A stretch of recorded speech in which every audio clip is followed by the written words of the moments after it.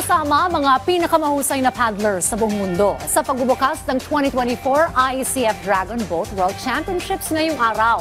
Umarangkada sa Puerto Princesa sa Palawan ang patimpalak. Yan ang ulat ni Daryl Oclares.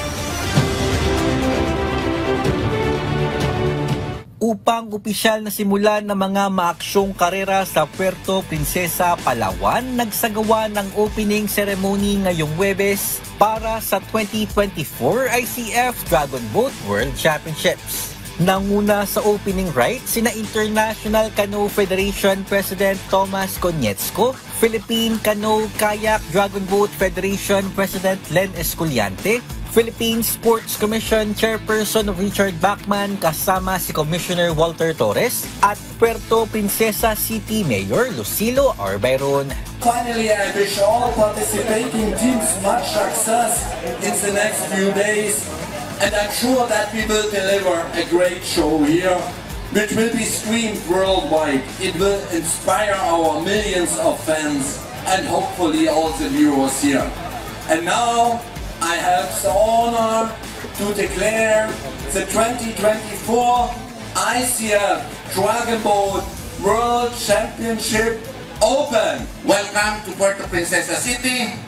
Good luck to all the teams, and we look forward to an unforgettable championship and your extended stay with us.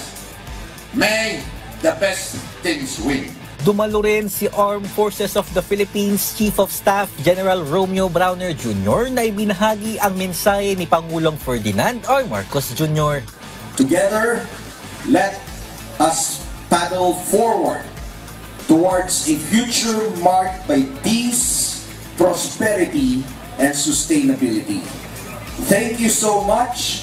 Mabuhay tayong lahat. Mabuhay ang bagong Pilipinas. Umarangkada na rin ngayong araw ang kompetisyon para sa 2,000-meter race kung saan agad na nakakolekta ang Pilipinas ng 2 silver at 2 bronze medal. Ang tig-isang pilak at tanso na sungkit ng ating juniors team para sa mixed at open 10-seater race na pinumunuan ng kanilang team captain na si Ivan Ercilia.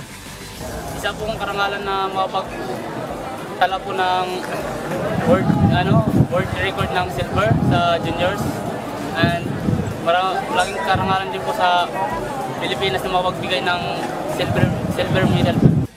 Bukas, gaganapin naman ang heats at finals ng 200-meter race na panibagong pagkakataon para sa ating Philippine Dragon Boat team na makasagwan pa ng medalya. Mula rito sa Puerto Princesa City, Palawan, Daryl Oclares para sa Pambansang TV sa Bagong Pilipinas.